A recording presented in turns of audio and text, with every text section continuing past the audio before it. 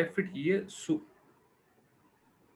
बायोफिट product ये super brand बनने जा रहा है। नेटसप ने जो लास्ट फाइनेंशियल ईयर में बहुत अच्छा टर्नओवर अचीव किया, 412 करोड़ का हमने जो टर्नओवर किया, उस टर्नओवर में बायोफिट का कंट्रीब्यूशन सबसे ज्यादा है। 65% कंट्रीब्यूशन ये बायोफिट का रहा है लास्ट फाइनेंशियल ईयर में। मतलब लॉकडाउन होने के बावजूद भी नेटसप ने 42 लैक्स बायोफिट के यूनिट हमने सेल किए हैं। मतलब ये जो प्रोडक्ट का ओन R&D, ओन मैन्युफैक्चरिंग और बहुत ही अच्छी इफिशिएंसी के साथ हम प्रोडक्ट ऑपरेशंस एंड लॉजिस्टिक जो मैनेज कर रहे हैं, उसी के बदौलत ये एक माइलस्टोन नेटसप ने अचीव किया है। बायोफिट के माध्यम से देखा जाए तो 10 लाख से भी ज्यादा फार्मर्स अक्रॉस इंडिया ये प्रोडक्ट इस्तेमाल कर रहे हैं, उनको बेहतरीन रिजल्ट आ रहा है। मतलब वो उनकी खेती जो है वो ऑर्गेनिक फार्मिंग, प्रॉफिटेबल फार्मिंग की तरफ लेके जा रहे हैं। तो बायोफिट में देखा जाए तो बायोफिट में अलग अलग दो कैटेगरी में प्रोडक्ट हमारे पास है। एक है क्रॉप केयर फसल के लिए और दूसरा है एनिमल केयर। इसमें बायोफिट स्टिमरिच है, बायोफिट शेत है, बायोफिट एनपीके है, बायोफिट इंटैक्ट रैपअप, बायोफिट एनकाउंटर, बायो 99 और एनिमल केयर में हमारे पास CFC प्लस और पेट लोशन ऐसा प्रोडक्ट है। और इसके साथ साथ हमने एक नई श्रृंखला प्रोडक्ट यहाँ पे ऐड की है, वो है बायोफिट एक्वा। अभी बायोफिट एक्वा क्या है, जैसे हमने किसानों को प्रॉफिटेबल फार्मिंग, ऑर्गेनिक फार्मिंग के माध्यम से हम प्रॉफिट की तरफ हम लेके जा रहे हैं, उनका मुनाफा हम बढ़ा रहे हैं, जो जमीन है जमीन अच्छी रख रहे हैं। वैसे ही फिश फार्मिंग, मत्स्य खेती, ये भी बहुत बड़ी डिवीजन है। मतलब आने वाले समय में सबसे ज्यादा डिमांडिंग अगर कोई ये रहने वाला है एग्रीकल्चर प्रोड्यूस, तो वो एक्वा का प्रोडक्ट रहने वाला है। मतलब फिश और फिश रिलेटेड जितने भी, मतलब फिश है, श्रिम्स है, स्प्राउंस है, वो सारी चीजें जो है वो मोस्ट डिमांडिंग रहने वाले हैं। क्योंकि देखा जाए तो डिमांड और सप्लाई ये गैप मैनेज करने के लिए, मीट करने के लिए और एक्सपोर्ट करने के लिए फिशरी और फिशरी रिलेटेड जितने भी जो व्यवसाय है, व्यवसाय वो आने वाले समय में बढ़ने वाले। तो नेटसप ने बायोफिट के माध्यम से organic fish farming, sustainable aquaculture के लिए 3 अलग अलग प्रोडक्ट लॉन्च किए।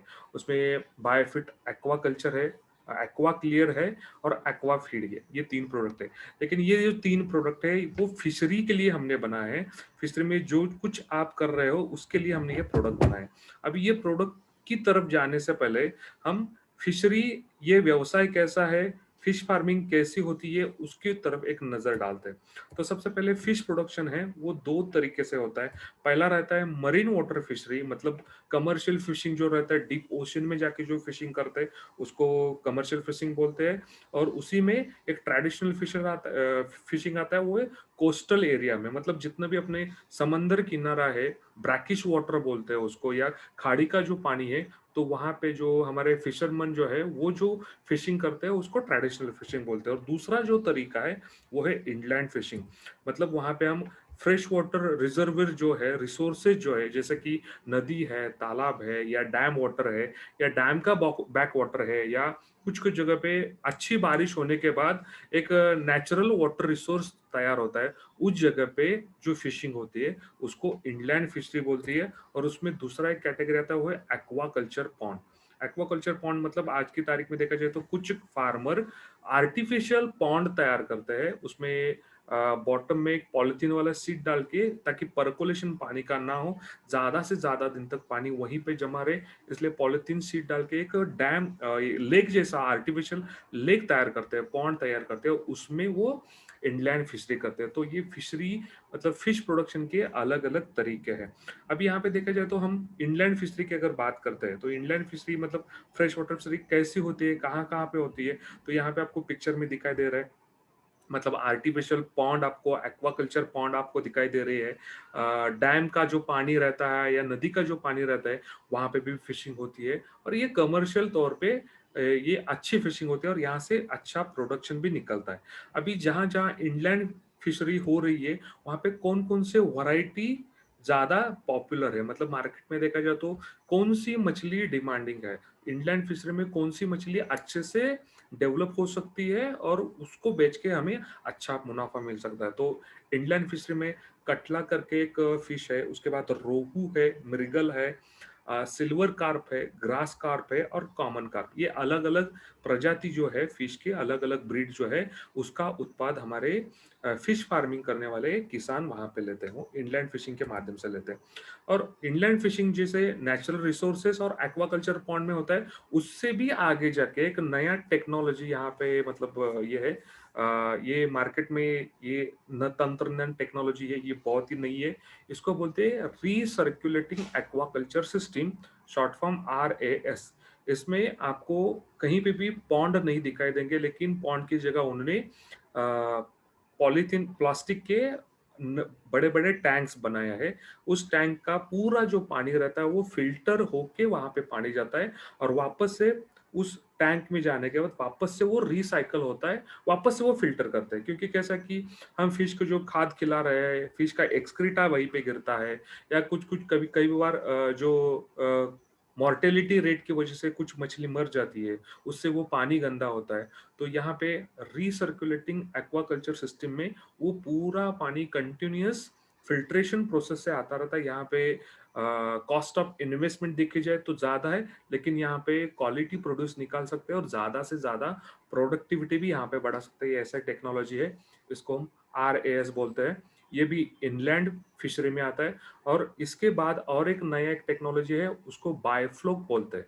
बायोफ्लोक मतलब अलग अलग माइक्रो ऑर्गेनिज्म का कल्चर फिश टैंक में डालते हैं। उसकी वजह से एक अच्छा इन्वायरमेंट तैयार होता है। उस इन्वायरमेंट की वजह से फिश प्रोडक्शन ये ज़्यादा होता है। मतलब ये इनलैंड फिशरी में नेचुरल रिसोर्सेस, एक्वाकल्चर पॉन्ड, और उसके बाद थोड़ा एडवांस अगर देखेंगे तो रिसर्कुलेटिंग एक्वाकल्चर सिस्टम और बायोफ्लोक सिस्टम, ये अलग-अलग तरीके से अभी भारत में यहाँ पे फिश फार्मिंग हो रहा है, और बहुत अच्छे पैमाने पे इसका प्रॉफिटेबिलिटी भी है।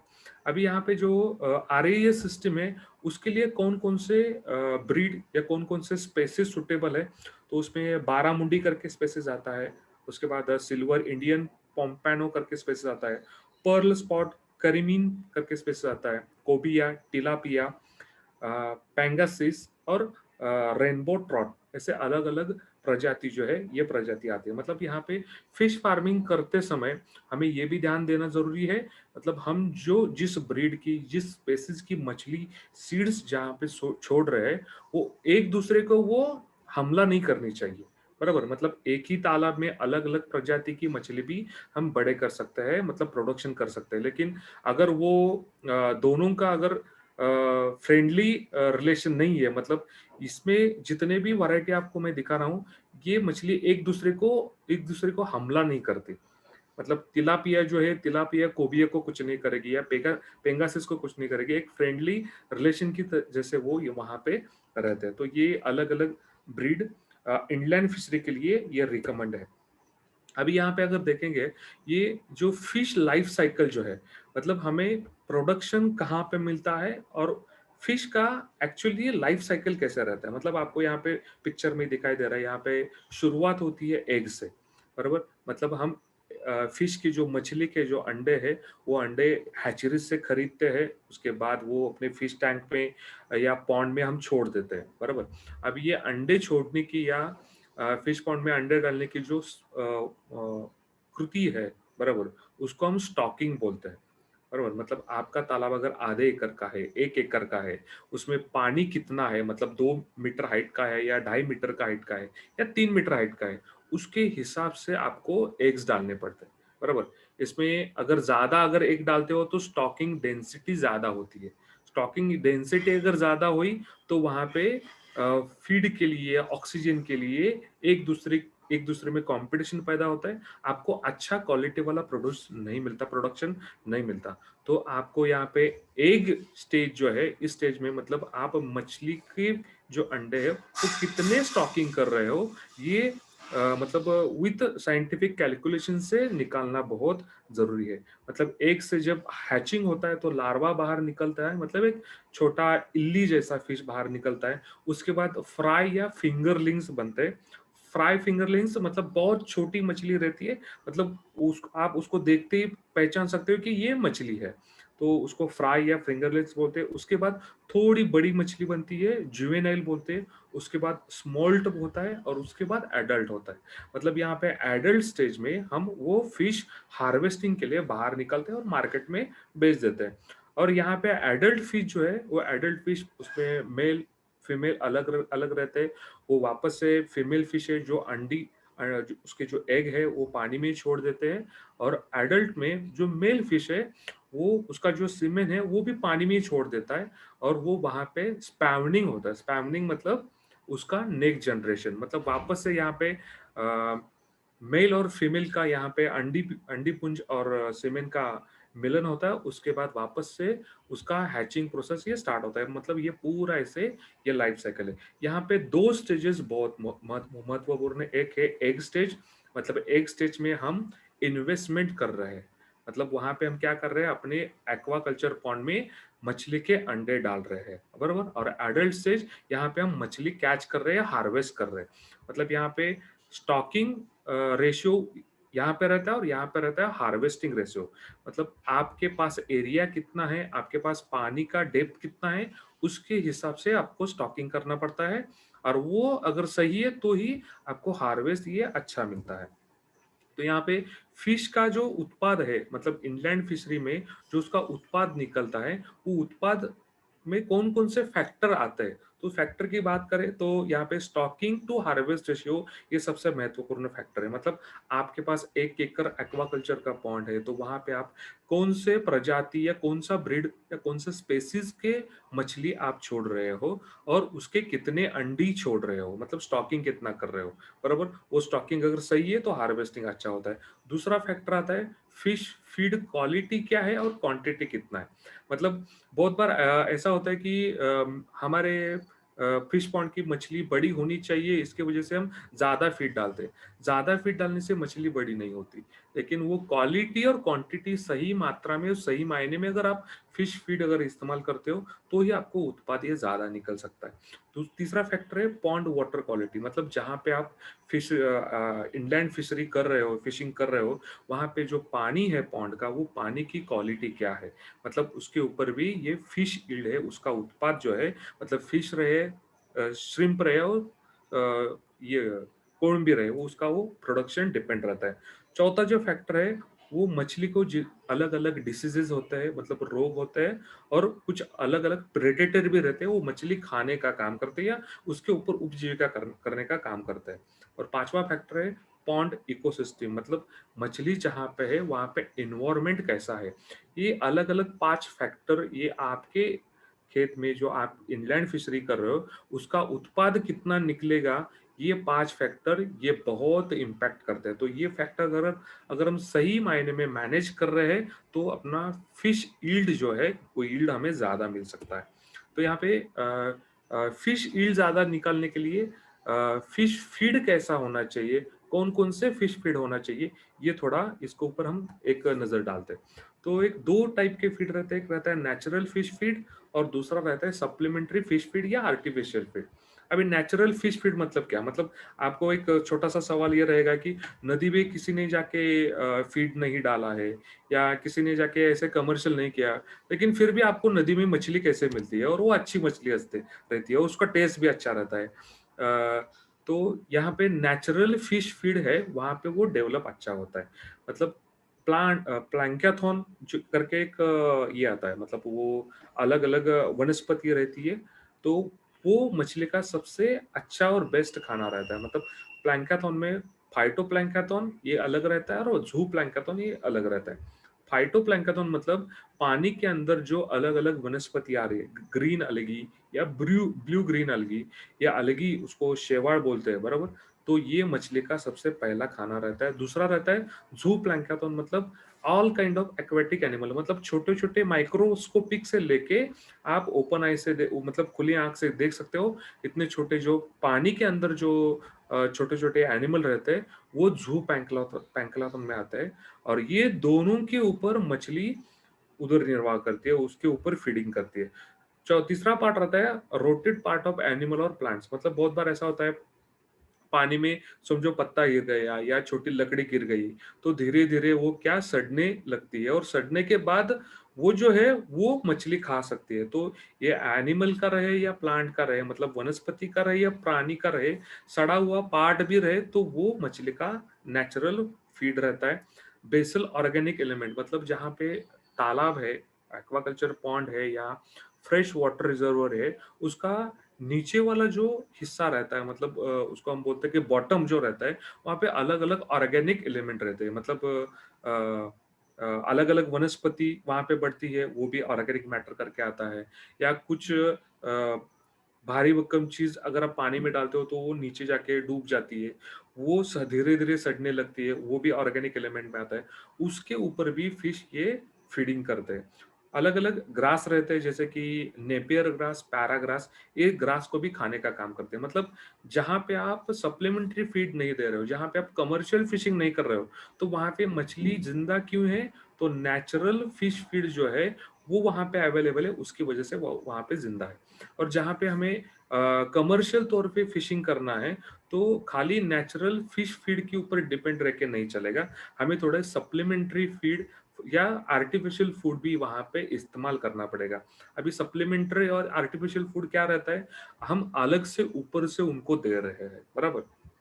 मतलब उसमें पहला क्या रहता है, ऑर्गेनिक एंड इनऑर्गेनिक फर्टिलाइजर मतलब बहुत सारे किसान मतलब यहाँ पे बैठे हुए बहुत सारे ऐसे लोग हैं वो फिश फार्मिंग कर रहे हैं।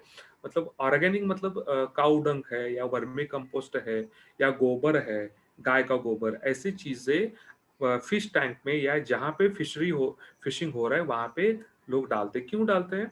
क्योंकि वो जो ऑर्गेनिक मैटर है वो ऑर्गेनिक मैटर की वजह से ये प्लैंक्टन जो है मतलब पानी के अंदर बढ़ने वाली जो वनस्पति है और उसके साथ-साथ जो कीटक है, जीवाणु है, उनके लिए खाना मिलता है, बराबर? और उसकी वजह से एक अच्छा एटमॉस्फियर क्रिएट होता है। दूसरी बात उसके साथ-साथ कुछ किसान इनऑर्गेनिक फर्टिलाइज़र मतलब केमिकल फर्टिलाइज़र भी ऐड करते हैं। जैसे कि यूरिया रहे, डीएपी रहे, 19-19 और 19-19 रहे, बराबर? ऐसे अलग-अलग जो केमिकल फर्टिलाइज़र है वो भी वहाँ पे डाल रहे हैं, बराबर? ये ऑर्गेनिक एंड इनऑर्गेनिक फर्टिलाइजर डालने के पीछे मकसद क्या है कि पानी के अंदर जो प्लैंक्टन है, वनस्पति जो है और जो अलग-अलग एनिमल छोटे एक्वाटिक एनिमल है, उनका डेवलपमेंट अच्छा हो और उनका डेवलपमेंट होगा तो वो मछली का खाना बन जाएगा, इसलिए वो डालते हैं। दूसरी बात कुछ सप्लीमेंट्री फीड मटेरियल भी ऐड करते हैं, वो सप्लीमेंट्री प्रोटीन बेस्ड रहता है, कार्बोहाइड्रेट बेस्ड रहता है, फैट्स, मिनरल्स, विटामिन्स रहता है। मतलब अगर हम बात करें तो मिनरल्स में calcium, phosphorus, potassium, chloride, magnesium, zinc, copper, iodine, iron ऐसे अलग-अलग मिनरल्स और अलग-अलग विटामिन्स, विटामिन्स में vitamin A, vitamin B, vitamin E, vitamin D और विटामिन के ऐसे जैसे मनुष्य की अच्छी ग्रोथ होने के लिए अलग-अलग मिनरल्स और विटामिन्स लगते हैं वैसे जो मछली है, मछली का भी ग्रोथ अच्छा होने के लिए अलग-अलग विटामिन्स और मिनरल्स लगते हैं। तो जहाँ-जहाँ पे कमर्शियल फिशिंग हो रही है, वहाँ पे सप्लीमेंट्री फूड ये वहाँ पे इस्तेमाल किया जाता है। उसमें एनिमल वेस्ट फीड भी रहता है, मतलब कुछ-कुछ जगह पे फिश पाउडर रहता है, मतलब जो फिशिंग करने के बाद वेस्ट मटेरियल जो है या मरी हुई मछली का जो पार्ट रहता है, उसके माध्यम से फिश पाउडर बनाते हैं। सिल्कवर्म पुपा मतलब यहाँ पे जहाँ पे सेरीकल्चर होता है मतलब रेशम उद्योग का जो व्यवसाय रहता है, वहाँ से जो वेस्ट मटेरियल निकलता है, उससे भी एनिमल वेस्ट फिश फीड बनता है। स्लॉटर हाउस जो रहता है, मतलब चिकन सेंटर है या बड़े-बड़े स्लॉटर हाउस है, उससे जो मीट एंड ब्लड वेस्ट जो निकलता है, उससे भी एनिमल वेस्ट फिश फीड ये बनता है। वो सारी चीज़ें कमर्शियल फिशिंग जहाँ पे हो रहा है, वहाँ पे इस्तेमाल किया जाता है। कुछ-कुछ जगह पे प्लांट बेस्ड फिश फीड भी इस्तेमाल करते किया जाता है, जैसे कि ऑयल निकलने के बाद जो केक रहता है, वेस्ट मटेरियल रहता है, मस्टर्ड ऑयल निकलने के बाद मस्टर्ड ऑयल केक रहता है, कोकोनट केक रहता है, सोयाबीन मिल्क केक रहता है, राइस ब्रान, व्हीट फ्लोर का या व्हीट ब्रान मतलब जो अपने जितने भी सीरियल और पल्सेस है मतलब जितने भी अन्न धान्य जो है उसका जो वेस्ट मटेरियल है या वो उसका चूर्ण बनने के बाद जो रहता है वो उसके माध्यम से भी ये प्लांट बेस्ड फीड बनाते हैं। मतलब जहां जहां पे कमर्शियल फिशिंग हो रहा है वहां पे नेचुरल फिश फीड तो जिंदा रखना ही पड़ता है, लेकिन उसके साथ साथ सप्लीमेंट्री या आर्टिफिशियल फिश फीड भी इस्तेमाल करना पड़ता है। क्योंकि कैसा है, उत्पाद हमें ज्यादा कब मिलेगा, ज़्यादा मछली को खाना मिलेगा तो ही उत्पाद हमें ज़्यादा मिलने वाला है। मतलब इनपुट डालने के बाद ही हमें आउटपुट अच्छा मिलेगा। अभी ये फिश फीड का रेशियो कैसे रहता है, मतलब हमें कितना फीड डालना चाहिए, उसका भी एक साइंटिफिक कैलकुलेशन रहता है। मतलब इसका अगर आप एवरेज निकालते हो, फिश फीड का रेट रहता है 3 to 5% ऑफ बॉडी वेट, बराबर। तो इसी कैलकुलेशन में डालना पड़ता है। अभी ये इसका एक स्टैंडर्ड मैंने ये एक चार्ट निकाला है। मतलब यहाँ पे फिश बॉडी वेट ग्राम में 1 से 5 ग्राम की अगर छोटी मछली है, मतलब आपके तालाब में ऐसे बहुत सारी मछलियां रहेंगी, लेकिन एवरेज साइज अगर 1 से 5 ग्राम है, तो उस मछली का फीड परसेंटेज ये कितना रहता है, 4% रहता है। मतलब बॉडी वेट जितना है उसका 4% ही फीड डालना है, उससे ज्यादा डालने की जरूरत नहीं है। और जो फिश फीड आप इस्तेमाल कर रहे हो वो फ्लोटिंग चाहिए, बराबर। मतलब फेंकने के बाद तुरंत अगर नीचे जा रहा है तो वो वेस्टेज हो जाएगा। फ्लोटिंग वाला चाहिए, और उसका साइज अगर देखा जाए तो मिलीमीटर, मतलब 0.5 से लेके 0.8 मिलीमीटर उसका साइज होना चाहिए। और उसका कंटेंट जो है 38% प्रोटीन बेस होना चाहिए। वैसे अगर आपका फिश बॉडी वेट 6 से लेके 20 ग्राम है, तो उसका फीड परसेंट 6 आता है, फ्लोटिंग फीड साइज 1 mm आता है, प्रोटीन बेस 32% चाहिए। समझो आपके पॉन्ड में अगर मछली 300 ग्राम की है, कितने ग्राम की, 300 ग्राम की है, तो यहाँ पे फीड परसेंट आता है 3 से 3.5%।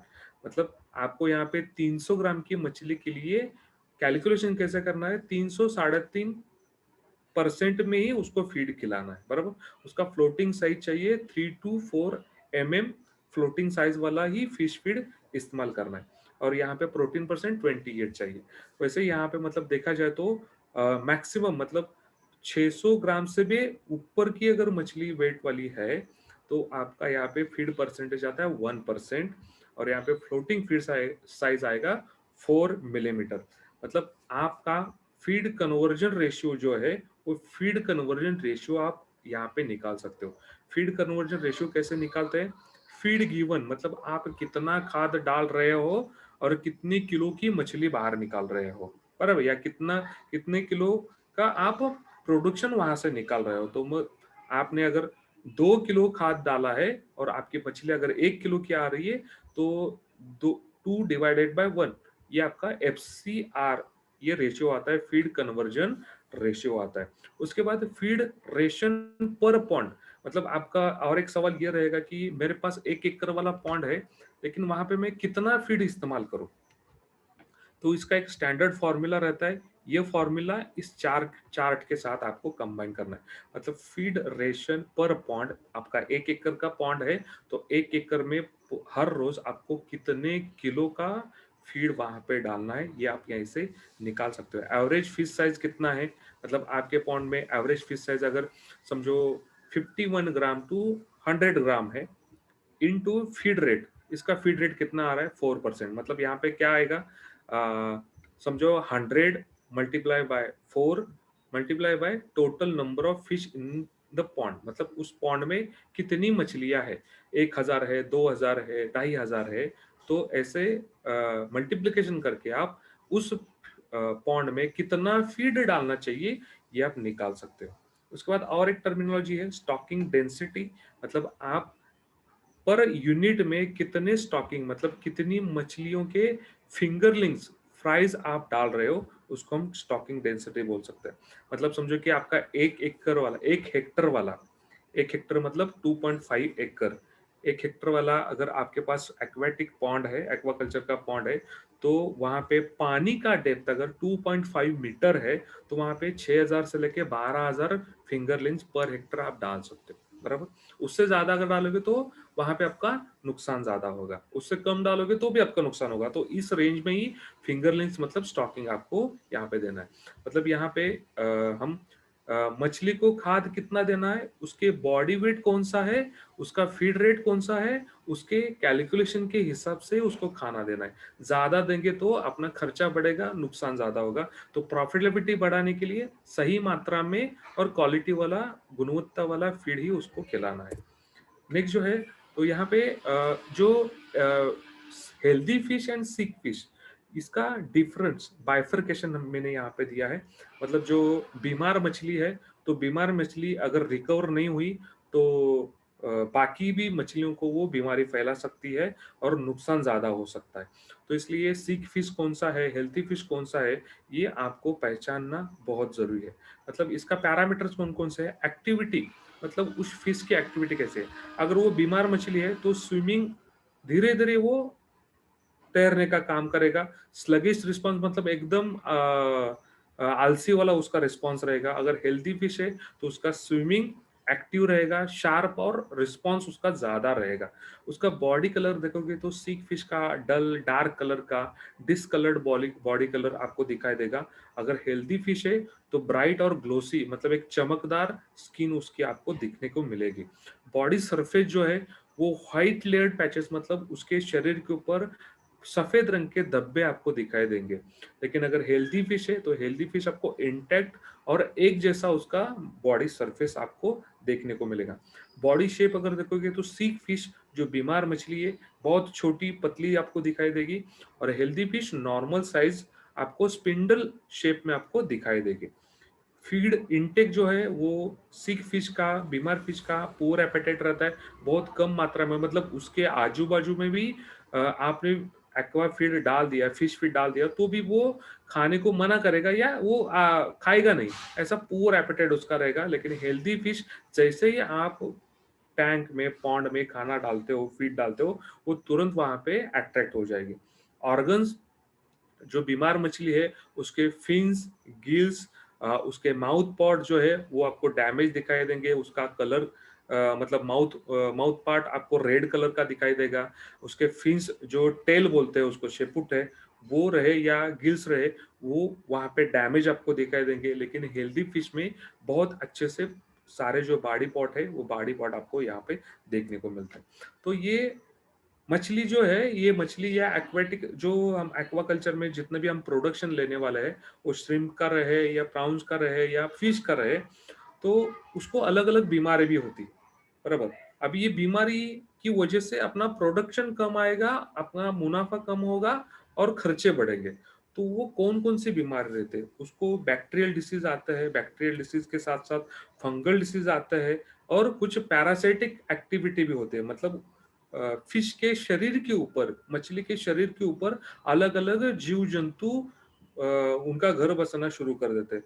तो ये बैक्टीरियल, फंगल और पैरासिटिक डिसीज़ की वजह से गिल्स रॉट होना मतलब जो मछली के जो कल्ले रहते हैं वो खराब हो जाना, उसके जो माउथ ऑर्गन है, माउथ ऑर्गन मतलब वहाँ पे उसको रेड कलर का रेड कलर आपको दिखाई देगा। उसके शरीर के ऊपर सफ़ेद रंग के धब्बे, स्पॉट आपको दिखाई देंगे। उसका जो फिन है, जो टेल है, वो आपको खराब दिखाई देगा। तो ये डिसीज़ की वजह से होता है। तो डिसीज़ ट्रीटमेंट करने के लिए अलग-अलग केमिकल्स आज के तारीख में बहुत सारे किसान जैसे कि हाइड्रोजन पेरोक्साइड है, फॉर्मल्डिहाइड है, पोटेशियम परमानेंट है, तो ये इस्तेमाल करते हैं। तो इस्तेमाल करते समय उनको मात्रा एक बोलते हैं लेकिन उससे ज़्यादा मात्रा में इसका इस्तेमाल होता है, उसकी वजह से एक्वाटिक पॉल्यूशन भी होता है। तो यहाँ पे हमें अगर ये फिश डिसीज़ प्रिवेंट करना है, कंट्रोल करना है, क्योंकि कैसा है कि हम फिश डिसीज़ कंट्रोल करेंगे, तो हमारा डायरेक्ट मुनाफ़ा यहाँ पे बढ़ने वाला है, बराबर? मतलब खाली एक्वाकल्चर का पॉन्ड तैयार किया उसमें फिश सीड डाल दिए और वो अपने आप बड़े हो गए और हमें प्रोडक्शन मिलेगा, ऐसा नहीं होगा, बराबर? तो उसके लिए उसके ऊपर जो बीमारी आती है, बीमारी ना आए इसके लिए भी हमें कोशिश करना बहुत ज़रूरी है। तो यहाँ पे जो मछली की जो अलग-अलग बीमारियाँ ये क्यों आती है, उसका कंट्रोल कैसे किया जाता है, इसके ऊपर थोड़ा हम ध्यान देते हैं। तो यहाँ पे अलग-अलग जो कारण है जैसे कि एनवायरमेंटल पैथोजन मतलब जहाँ पे फिश फार्मिंग हो रहा है, वहाँ पे अलग-अलग पैथोजन रहते हैं। पैथोजन मतलब बीमारी फैलाने वाले जीवाणु, बराबर? उसको पैथोजन बोलते हैं। फिश का जो क्वालिटी है मतलब उसकी उसकी जो खुद की ताकत है, उसका रेजिस्टेंस बहुत कम रहता है। मतलब उसका जो खुद का जो रोग प्रतिकारक क्षमता जो रहती है वो बहुत कम रहती है, उसकी वजह से वो बीमार गिर जाता है और वाटर एनवायरनमेंट जो है वो अनसैटिस्फैक्टरी रहता है, मतलब उसको पसंद ही नहीं आता ऐसा पानी में अगर उसको हम छोड़ेंगे तो वो ज़्यादा हमें फ़ायदा नहीं देने वाला। तो इन 3 अलग-अलग कारणों की वजह से मछलियों में अलग-अलग रोग बढ़ जाते हैं। तो अभी इसको कंट्रोल कैसे करें? तो कंट्रोल करने के लिए आपको पहला काम क्या करना पड़ेगा, जो वाटर डिटोरेट होता है मतलब पानी खराब होता है, तालाब का पानी खराब हो रहा है या तालाब का जो कल्चर है, एनवायरनमेंट है, वो खराब हो रहा है, तो वो पहले आपको रोकना पड़ेगा। वो अगर रोकोगे तो आराम से बीमारियाँ फैलना कम हो जाएगी। दूसरा, आपको फिश का नरिशमेंट मतलब उसका पोषण अच्छे से हो इसलिए सप्लीमेंट्री प्रोडक्ट्स मतलब फिश फीड आपको इस्तेमाल करने पड़ेंगे। प्लांट बेस्ड रहे, एनिमल बेस्ड रहे या कार्बोहाइड्रेट, प्रोटीन, फैट और विटामिन, मिनरल बेस्ड रहे, ये आपको इस्तेमाल करने पड़ेंगे। साथ ही साथ आपके पानी में अलग-अलग पैथोजन बीमारी फैलाने वाले बैक्टीरिया, फंगस या पैरासाइट ये ना बढ़े इसके लिए भी आपको प्रिकॉशन लेना बहुत ज़रूरी है। अगर ये 3 चीज़ें करेंगे तो आपके फिश पॉन्ड में बीमारी नहीं आएगी, बराबर?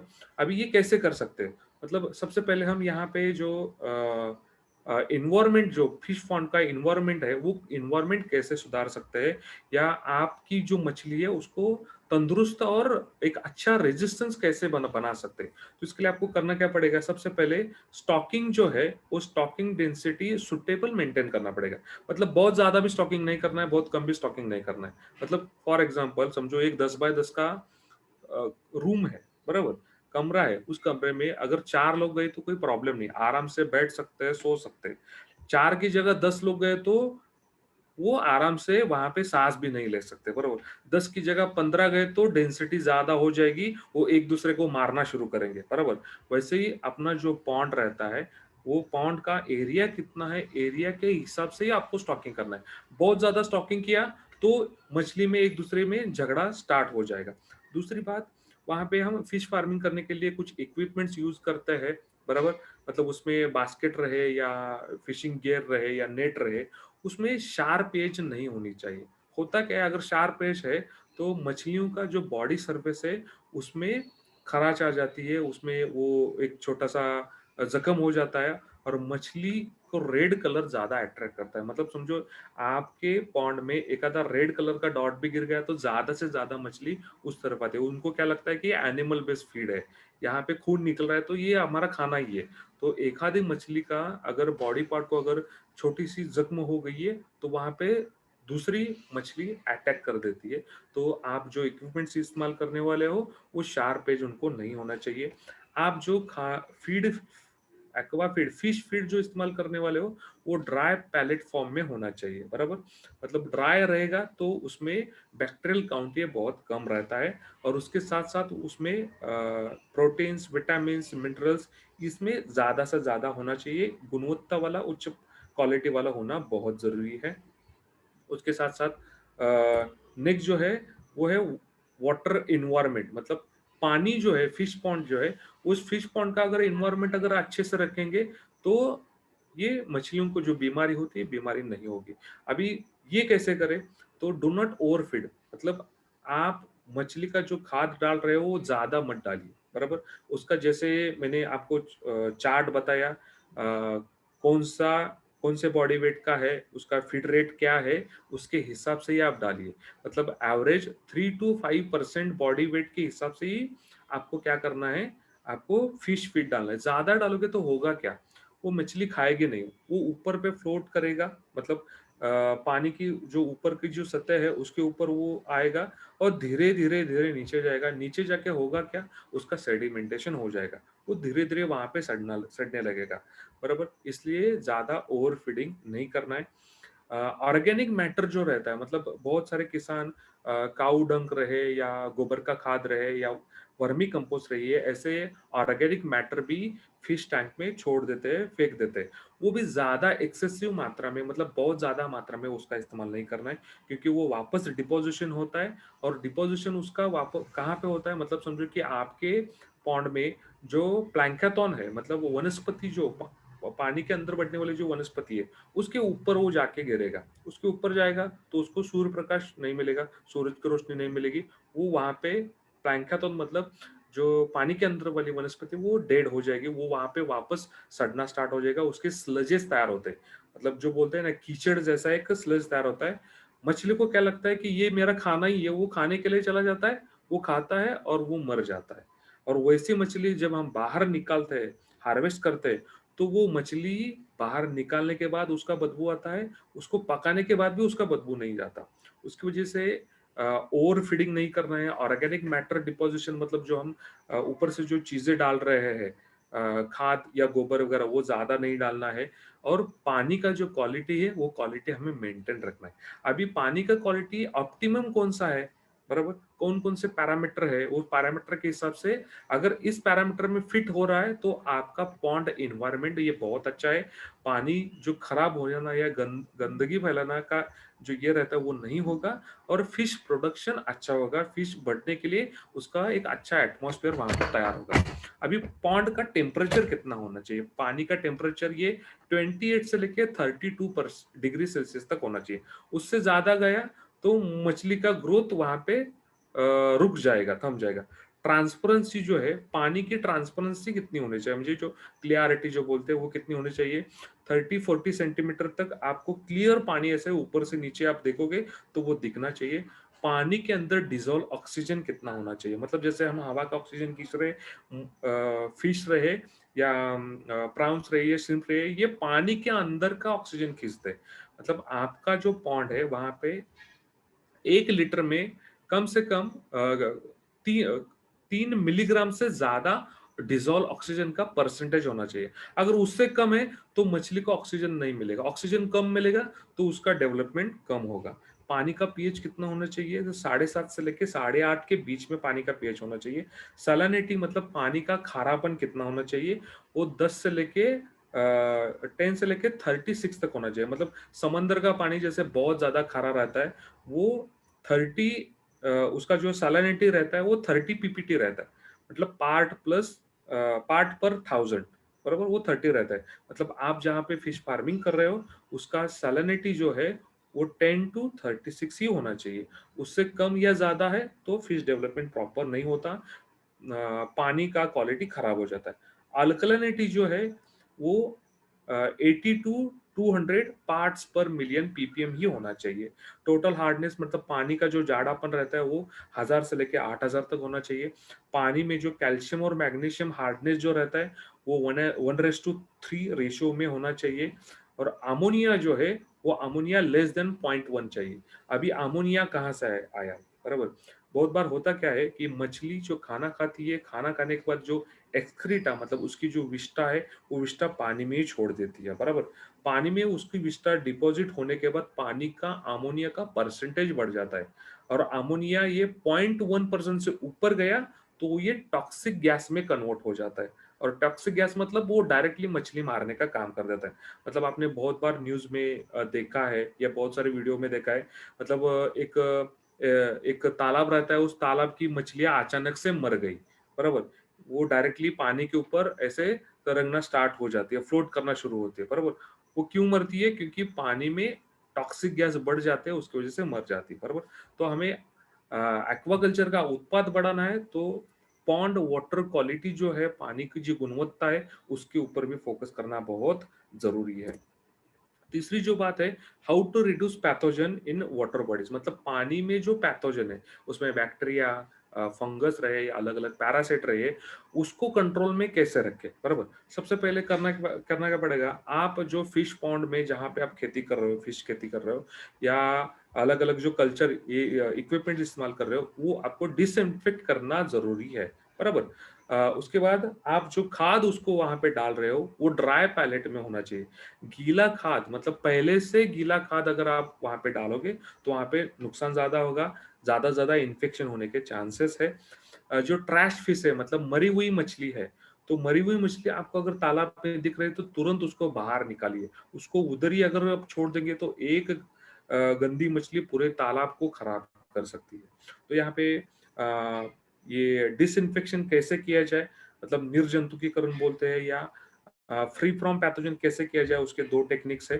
तो सबसे पहले आपको आपका फिश पॉन्ड ये पूरा ड्रेन आउट करना है बराबर ड्रेन आउट करने के बाद जैसे हम अपनी खेती में हल चलने के बाद सूरज की रोशनी को जैसे एक्सपोज करते हैं वैसे आपको वो फिश टैंक पूरा ड्राई करना है और वहां पे कम से कम 3 हफ्ते तक ये सूरज की रोशनी के लिए खुला छोड़ देना है उसके बाद आपको करना क्या है कि 500 ग्राम कैल्शियम ऑक्साइड लाइम जो चूना बोलते हैं, बराबर, ये पर स्क्वायर मीटर एरिया में आपको डाल देना है वहां पे, बराबर। मतलब वहां पे होगा क्या, आपके पॉन्ड का जो नीचे वाला जमीन है, वो नीचे वाला जमीन आप क्या कर रहे हो, स्टरिलाइज कर रहे हो, उसको आप अच्छे से डिसइंफेक्ट कर रहे हो। उसके साथ साथ आप जो कल्चर गियर या टैंक या पाइप, जो कुछ इक्विपमेंट्स इस्तेमाल करने वाले हो, वो इलेक्ट्रिक स्टीम गन के माध्यम से आप डिसइंफेक्ट कर सकते हो, या फॉर्मल्डिहाइड एक केमिकल वाला सॉल्यूशन रहता है, उसके माध्यम से आप डिसइंफेक्टेड कर सकते हो। ऐसे अगर आप करते हो तो आपका पॉन्ड ये फ्री फ्रॉम पैथोजन रहेगा। बहुत बार होता क्या है, हम पॉन्ड वैसे के वैसे रखते हैं, 3 महीने या 6 महीने में एक बार स्टॉकिंग करते हैं, उसमें सीड डाल देते हैं, उसका हार्वेस्टिंग करते हैं, वापस एक 4-5 दिन के बाद वापस उसी पॉन्ड में हम दूसरे प्रजाति या दूसरे फिश के सीड डाल देते हैं। मतलब कंटिन्यूस अगर हम क्रॉपिंग यहाँ पे करेंगे, तो पानी चेंज करने का या पॉन्ड डिसइंफेक्ट करने का मौका ही आपको नहीं मिलता, लेकिन उसके चक्कर में पैथोजन बढ़ जाता है। मतलब मछली को जो बीमारी होती है, बीमारी फैलाने वाले बैक्टीरिया, फंगस और पैरासाइट, इनकी संख्या बढ़ जाती है, और उस चक्कर में आपका प्रोडक्टिविटी कम हो जाता है। मतलब यहाँ पे अगर देखेंगे तो ये कन्वेंशनल जो प्रैक्टिस है, मतलब हमने देखा यहाँ पे कि इनलैंड फिशिंग कैसे कैसे होता है, इनलैंड फिशिंग में कौन कौन सी फैक्टर्स ये फिश यील्ड प्रोडक्शन के ऊपर इम्पैक्ट करते हैं, बराबर। जो कन्वेंशनल प्रैक्टिसेस है, मतलब ट्रेडिशनल वे से जो फिश फार्मिंग हो रही है, तो ये वहाँ पे कौन-कौन सी चीज़ें, केमिकल, फर्टिलाइज़र या कौन-कौन से एंटीबायोटिक इस्तेमाल किए जाते हैं कि ये डिसीज़ ना हो, या प्रिवेंटिव करके या क्यूरेटिव करके अलग-अलग हार्मोन्स और एंटीबायोटिक भी इस्तेमाल किए जाते हैं। मतलब कन्वेंशनल फिशिंग फार्मिंग अगर देखा जाए तो वहाँ पे केमिकल का यूज़ ज़्यादा हो रहा है, एंटीबायोटिक हार्मोन्स का यूज़ ज़्यादा हो रहा है। उसकी वजह से होता क्या है कि जो एक्वेटिक एनवायरनमेंट है, मतलब पानी का जो खुद का एक वातावरण है, एनवायरनमेंट है, वो पूरा डिग्रेड होता जा रहा है। पानी का पोल्यूशन भी हो रहा है। उसमें उसकी वजह से फिश का जो हैबिटेट है, मतलब एक ग्रोथ स्टेज से दूसरे ग्रोथ स्टेज में रूपांतर करना, उसमें दिक्कत पैदा हो जाती है। इसका पूरा नेगेटिव इम्पैक्ट ये फिश प्रोडक्टिविटी के ऊपर और क्वालिटी के ऊपर आता है। मतलब यहाँ पे जो हम आज की तारीख में जो फिश खा रहे हैं, बराबर, मतलब आप इनलैंड फिशरी का फिश खा रहे हो या मरीन फिशरी का फिश खा रहे हो, कोई भी फिश खा रहे हो, लेकिन ज्यादा से ज्यादा किसान जो है वो आज के तारीख में बीमारी ना हो इसलिए एंटीबायोटिक का इस्तेमाल कर रहे हैं, हार्मोन्स का इस्तेमाल कर रहे हैं, ज़्यादा से ज़्यादा उत्पाद निकालने के लालच में या कोशिश में, बराबर, केमिकल फर्टिलाइज़र का इस्तेमाल ज़्यादा हो रहा है। मतलब हम जो फ़िश खा रहे हैं, वो सच में हम फ़िश खा रहे हैं या हेल्दी फ़िश खा रहे हैं? ये अपने आप को एक सवाल आना बहुत ज़रूरी है। तो यहाँ पे बायोफिट एक्वा के माध्यम से हमने जो जो प्रोडक्ट श्रृंखला बनाई है, इसमें अभी शुरुआत में 3 प्रोडक्ट है, आने वाले समय में प्रोडक्ट बढ़ने वाले हैं। तो ये जो बायोफिट एक्वा में जो 3 प्रोडक्ट है, ये फ्री फ्रॉम हेवी मेटल्स है। इसमें कोई भी हेवी मेटल नहीं है, इसमें कोई भी हार्मफुल केमिकल नहीं है, कोई भी एंटीबायोटिक और हार्मोन्स इसमें नहीं है। मतलब नेटसप ने बायोफिट एक्वा ये जो प्रोडक्ट निकाली है, ये 100% इको फ्रेंडली है, इसमें कोई भी केमिकल नहीं है। मतलब अगर आप फिश फार्मिंग कर रहे हो, लेकिन फिश फार्मिंग करते समय अगर आप बायोफिट एक्वा इस्तेमाल करते हो, तो आपका सस्टेनेबल फिश फार्मिंग हो जाएगा, आपका ऑर्गेनिक फिश फार्मिंग हो जाएगा। मतलब आज के तारीख में हमें जो प्रॉब्लम्स आ रहे हैं, वो प्रॉब्लम्स हम ओवरकम करके, प्रॉब्लम्स को सॉल्यूशन देके हम आगे निकल सकते हैं और अपना उत्पाद बढ़ा सकते हैं। मतलब आज के तारीख में प्रॉब्लम देखा जाए तो फिश का ग्रोथ पैटर्न ठीक से नहीं आता। मतलब एक डेट का स्टॉकिंग रहता है, लेकिन हार्वेस्टिंग के टाइम पे आपको एक जैसा ग्रोथ पैटर्न नहीं मिलता। उसके जो फिन्स है, गिल्स है, वो सड़े हुए या डिसीज, फंगस अटैक करने के बाद उसका जो ऊपर के जो स्केल्स है, ऊपर के जो बॉडी सरफेस है, वो खराब पैचेस वाला आपको दिखाई देता है। पानी का अंदर जो प्लैंकाथॉन है, वो प्लैंकाथॉन खराब होते जा रहा है। कमर्शियल साइकिल जो फिश का होता है, मतलब 3 महीने में जनरली आपका फिश एक आधा किलो का हो जाता है, मतलब 450 से लेके 500 ग्राम का। और 6 महीने का अगर बैच ले रहे हो तो 1 किलो तक ये होता है, मतलब 1 किलो का 1 फिश होता है, मतलब ये डिपेंड्स ऑन वैरायटी और स्पेसिस, कौन सा ब्रीड आप इस्तेमाल कर रहे हो। तो कमर्शियल साइकिल भी लेट हो जाता है, मतलब जहाँ पे 3 महीने में आपका हार्वेस्टिंग होना चाहिए, वो 3 महीने का साढ़े 3 या 4 महीने होता है। 6 महीने में हार्वेस्टिंग होना चाहिए, वो 7 महीने, साढ़े 7 महीने होता है। मतलब वहाँ पे भी दिन बढ़ जाते हैं, आपका कॉस्ट बढ़ जाता है। पानी का क्वालिटी ये पूरा खराब हो जाता है। उसका एक बैड स्मेल आता है और फिश को नेचुरल टेस्ट भी नहीं आती। तो ये अलग-अलग जो प्रॉब्लम्स है, ये प्रॉब्लम्स हम बायोफिट एक्वा के माध्यम से पूरे कर सकते हैं, क्योंकि बायोफिट एक्वा ये 4 प्रोडक्ट फिलॉसफी के ऊपर डिपेंड है। सबसे पहले फिश, श्रिम्प्स, प्राउंस जो कुछ हम प्रोडक्शन ले रहे हैं, उसको एक क्वालिटी न्यूट्रिशन प्रोवाइड करे। वो क्वालिटी न्यूट्रिशन जो है, वो हार्मफुल केमिकल, पेस्टिसाइड, एंटीबायोटिक और हार्मोन फ्री है। दूसरी बात, पानी जहाँ पे हम फिश फार्मिंग कर रहे हैं, वहाँ पे वाटर क्वालिटी है, वो वाटर क्वालिटी ऑप्टिमम मेंटेन करे, प्योरिटी आए और इन्वायरमेंट को कोई भी नुकसान ना पहुंचाए। इस इस फिलॉसफी के ऊपर हमने ये बायोफिट एक्वा के प्रोडक्ट बनाए हैं। अब वन बाय वन हम प्रोडक्ट देखते हैं, ये प्रोडक्ट क्या है। अभी बायोफिट एक्वा फीड ये क्या है। अभी देखो यहाँ पे बहुत सारे नेटसप के जो डिस्ट्रीब्यूटर्स है, उनको बायोफिट का सीएफसी ये प्रोडक्ट पता है, कैटल फीड कॉन्सेंट्रेट। मतलब हम दूध उत्पाद बढ़ाने के लिए, गाय भैंस का स्वास्थ्य अच्छा रहने के लिए, उनका प्रोडक्टिविटी बढ़ाने के लिए, उनका ग्रोथ अच्छे होने के लिए जैसे कैटल फीड कॉन्सेंट्रेट देते हैं। या हम खुद नेचुरामोर खा रहे हैं, बच्चों को नेचुरामोर किड्स खिला रहे हैं, बराबर। मतलब हमारा पूरा बॉडी का नरिशमेंट अच्छा होना चाहिए, इसलिए हम नेचुरामोर खा रहे हैं। वैसे मछली जो है, फिश, स्प्राउट्स और श्रिम्प जो है, उनका ग्रोथ अच्छे से हो, उसके लिए हमने ये एक्वा फीड प्रोडक्ट ये डेवलप किया है। अभी एक्वा फीड में कंटेंट कौन कौन सा है, इसका बेसिक आइडियोलॉजी क्या है, इसमें अलग अलग प्रोटीन्स है, लिपिड्स है, एमिनो एसिड्स है, अलग अलग fatty acids, vitamin, minerals, digestible enzymes है, प्रोबायोटिक है। मतलब एक अनोखा संयोग के माध्यम से हमने ये बायोफिट एक्वा प्रोडक्ट बनाया है। अभी बायोफिट एक्वा ये प्रोडक्ट आपको 250 ग्राम ये छोटे टिन जैसे जार में आपको अवेलेबल है। एमआरपी उसका 400 रुपए है, बराबर। अभी बायोफिट एक्वा में क्या क्या है, मतलब इसमें पर 100 ग्राम में आपको प्रोटीन 20 ग्राम्स मिलेगा, carbohydrates, calories for from fats, total fat है, एनर्जी है, magnesium, manganese, sodium, calcium, phosphorus, iron है, जिंक है।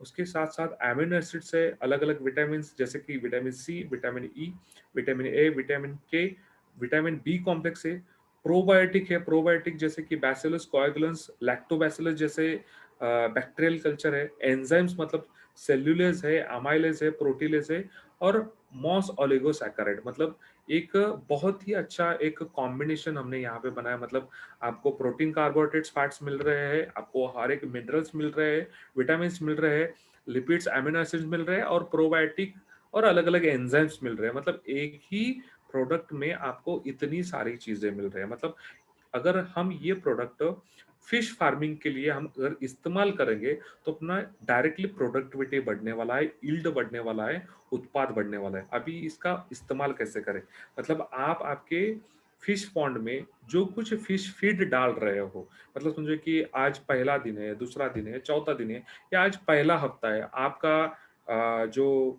मछली का एवरेज वेट है और आपका फीड परसेंटेज कितना आ रहा है, उसके हिसाब से कितना फीड आप डालने वाले हो। मतलब समझो कि आज आप एक 5 किलो फीड आप डालने वाले हो, तो 5 किलो में आपको कितना डालना है एक्वा फीड, 50 ग्राम, मतलब 10 ग्राम पर 1 kg ऑफ फिश फीड।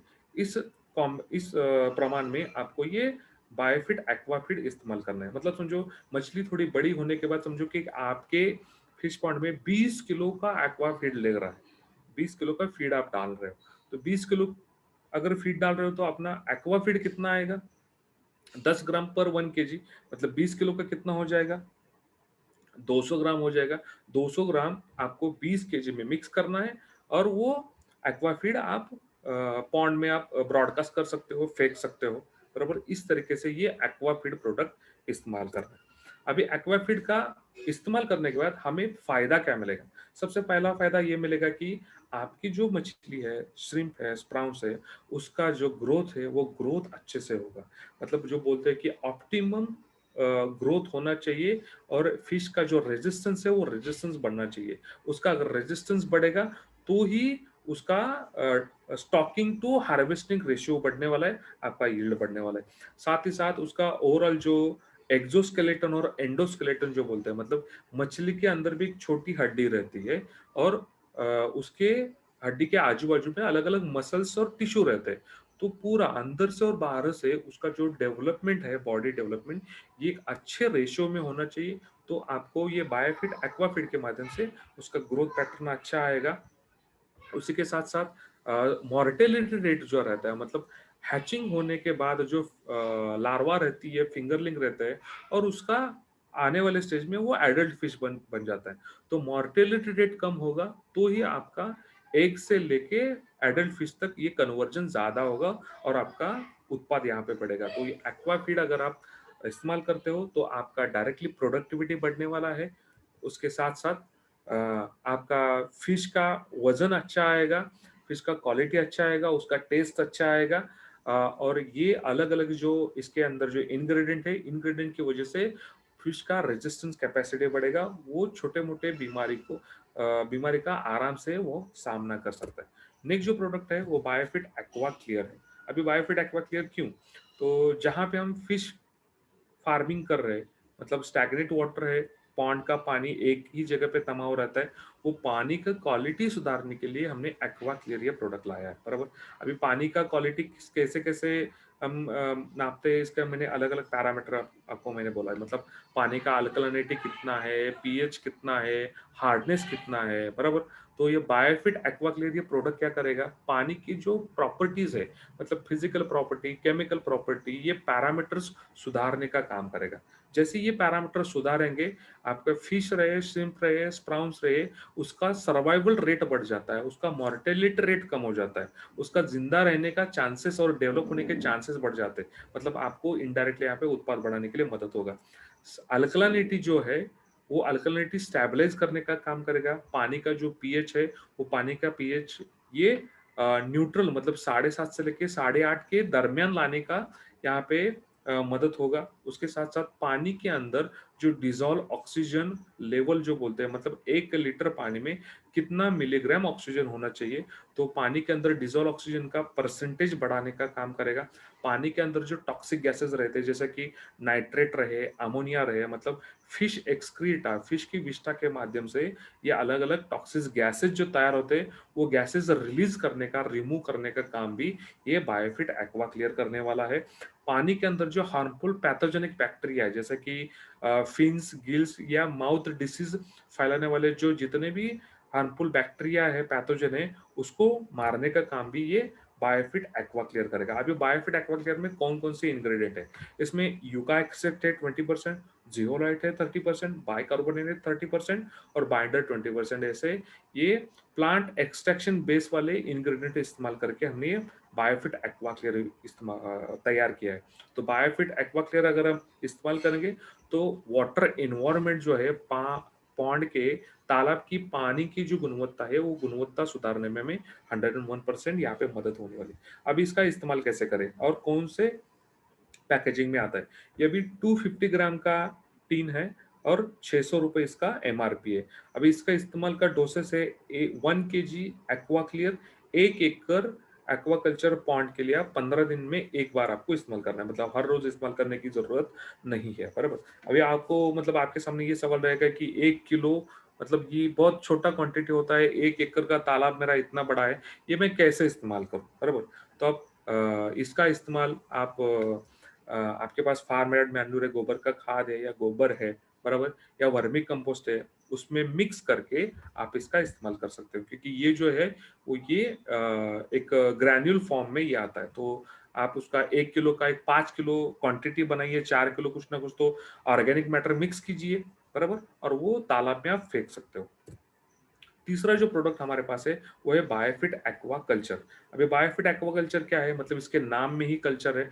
तो वाटर इन्वायरमेंट जो है, पानी का जो अंदर का जो कल्चर है, वातावरण जो है, ये सुधारने का काम ये बायोफिट एक्वा कल्चर करने वाला है। बायोफिट एक्वा कल्चर में अलग अलग माइक्रोबियल, मतलब माइक्रो ऑर्गेनिज्म का एक कंसोर्टियम है, मतलब इसमें एक माइक्रो ऑर्गेनिज्म नहीं है, अलग अलग प्रजातियों के एक से ज्यादा माइक्रो ऑर्गेनिज्म से ये प्रोडक्ट हमने बनाया है। तो ये प्रोडक्ट जो है, ये प्रोडक्ट जो एक्सेस वेस्ट ऑर्गेनिक मैटर जो है, मतलब हम जो ऑर्गेनिक मैटर डाल रहे हैं या इनऑर्गेनिक मटेरियल डाल रहे हैं या ज़्यादा फीड डाल रहे हैं, वो नीचे जाके सेडिमेंट होता है और नीचे ज़मीन के ऊपर, ज़मीन के नीचे ऊपर वो बैठ जाता है। तो उसके जो स्लजेस तैयार होते हैं, उस स्लजेस की वजह से फिश को प्रॉब्लम आता है। तो ये डिग्रेड करने का ये काम करेगा, ये क्लीन करने का काम करेगा। अभी बायोफिट एक्वाकल्चर में कौन-कौन से बैक्टीरिया है? तो इसमें bacillus subtilis, bacillus coagulans, bacillus licheniformis, bacillus megaterium, ये अलग अलग 4 माइक्रो ऑर्गेनिज्म से ये प्रोडक्ट बना है। इसका काउंट फॉर्मेशन यूनिट अगर देखा जाए तो 1 ml में 10⁻9 है, मतलब इसका बहुत ही अच्छा काउंट फॉर्मेशन यूनिट है।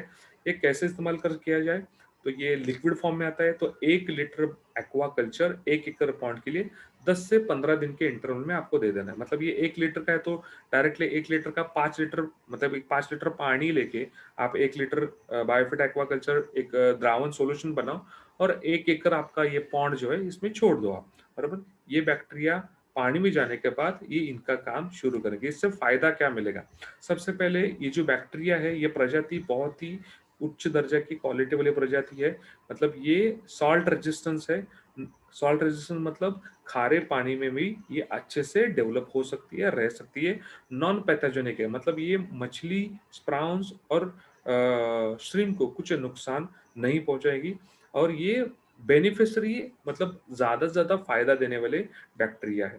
मतलब इससे कुछ डाइजेस्टिव एंजाइम भी तैयार होते हैं, उसके वजह से आपकी जो एक्वेटिक एनिमल मतलब फिश है, श्रिम्प है, उसकी प्रोडक्टिविटी बढ़ जाती है। फीड कन्वर्जन रेशियो इसका बढ़ जाता है। तो ये रहा बायोफिट एक्वाकल्चर। बायोफिट एक्वाकल्चर की वजह से पानी का जो टर्बिडिटी है, वो टर्बिडिटी प्रॉब्लम रिजॉल्व हो जाएगा। मतलब मैला हुआ पानी जो रहता है, दूषित पानी जो रहता है, वो सुधारने का काम भी यहाँ पे बायोफिट एक्वाकल्चर करेगा। पानी के अंदर जो अलगी है, मतलब प्लैंक्टन जो है, वनस्पति जो है, डेड वनस्पति निकालने का काम करेगा और नए वनस्पतियों को बढ़ावा देने का, डेवलप करने का ये काम करेगा। उसके साथ साथ जो मछली को एक बैड ऑर्डर आता है, मतलब एक बदबूदार स्मेल आती है, तो बायोफिट एक्वाकल्चर अगर आप आपके पॉन्ड में इस्तेमाल करोगे तो आपका मछली का बदबू नहीं आएगा। तो ये रहे बायोफिट एक्वाकल्चर के फायदे। बायोफिट एक्वाकल्चर ये 500 ml में आता है, 350 इसका एमआरपी है।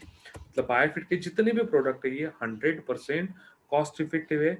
मार्केट में एक्वाकल्चर के लिए बहुत सारे प्रोडक्ट अवेलेबल रहेंगे, लेकिन ऐसे वैशिष्टपूर्ण प्रोडक्ट सिर्फ और सिर्फ नेटसप ने आपको दिए हैं। मतलब बायोफिट इस ब्रांड का, इस प्रोडक्ट का, एक्वा एक्वा क्लियर रहे, एक्वाफिट रहे या एक्वाकल्चर रहे, इसका कंपैरिजन मार्केट में अवेलेबल जो प्रोडक्ट है उसके साथ हो ही नहीं सकता, क्योंकि ये कंपटीशन से भी बहुत अच्छे कंसेप्ट के ऊपर हमने ये प्रोडक्ट बनाया है। बायोफिट एक्वाकल्चर का, बायोफिट एक्वा का कॉस्टिंग जो है वो बहुत ही कॉस्ट इफेक्टिव हमने बनाया है। इसका जो फीड कन्वर्जन रेशियो जो है वो बहुत ही अच्छा है। मतलब आप जो खाद डालने वाले हो, उस खाद का ज्यादा से ज्यादा आउटपुट में रूपांतर आप बायोफिट एक्वा के माध्यम से आप कर सकते हो। तो यहाँ पे एक छोटा सा चार्ट है। मतलब जनरली 1 एकड़ अगर पॉन्ड है तो 1 एकड़ के लिए कितना खर्चा हो सकता है, तो डिस्काउंट विस्काउंट सब पकड़ के 15,000 17,000 के दरमियान 1 एकड़ के लिए पूरे साइकिल में, 3 महीने के साइकिल में इतना खर्चा हो सकता है। तो आपको यहाँ पे मैं खर्चा नहीं बोलूंगा, ये एक इन्वेस्टमेंट है। मतलब 17-18 हजार का इन्वेस्टमेंट करने के बाद आपका प्रोडक्टिविटी बहुत अच्छा बढ़ने वाला है। प्रोडक्टिविटी बढ़ेगा तो आराम से ये 100% वहां से रिकवर होने वाला है। अब ये बायोफिट एक्वा के जितने भी हमारे पास प्रोडक्ट है, ये प्रोडक्ट हमने कोकण कृषि विद्यापीठ दापोली महाराष्ट्र, वहाँ पे एक फिशरी इंस्टीट्यूट है बहुत बड़ा और रिसर्च इंस्टीट्यूट है, वहाँ पे ट्रायल्स के लिए दिए हैं। उसके साथ साथ चेन्नई में एक कोस्टल अथॉरिटी ऑफ इंडिया करके एक सेंट्रल गवर्नमेंट का इंस्टीट्यूट है, वहाँ पे हमने ट्रायल के लिए दिए है। तो आने वाले कुछ महीनों में वहाँ से हमें उसका बायोफिट एक्वा का रिपोर्ट भी बहुत जल्दी मिलेगा। तो ये रहे ओवरऑल बायोफिट एक्वा प्रोडक्ट क्या है, प्रोडक्ट के फायदे क्या है, कैसे इस्तेमाल किया जाए, इसके बारे में जानकारी। तो आपके कुछ सवाल रहेंगे तो आपके सवाल अभी चैट बॉक्स में डालिए, या आपके जो मैनेजर है तो मैनेजर को डायरेक्टली भेज दीजिए। उसका एफएक्यू उसका वापस से सेशन में डिजाइन करके वापस से मिलता है। ठीक है, Vamshi sir, over to you. Thank you sir, thank you so much Amit sir. बहुत अच्छी तरीके से आपने जो नया बायो एक्वा प्रोडक्ट है उसके बारे में बहुत अच्छी तरह से हमें ट्रेनिंग दिया है। तो हैदराबाद, बाकी महाराष्ट्र और नॉर्थ रीजन से मिले। तो एक बार जोरदार ताले अपना अमित सर के लिए, जो ने इतना अच्छी तरीके से हमने समझाया, बहुत अच्छी की तरह से। मतलब फिश कल्चर क्या होता है, शुरुआत से लेके सिर्फ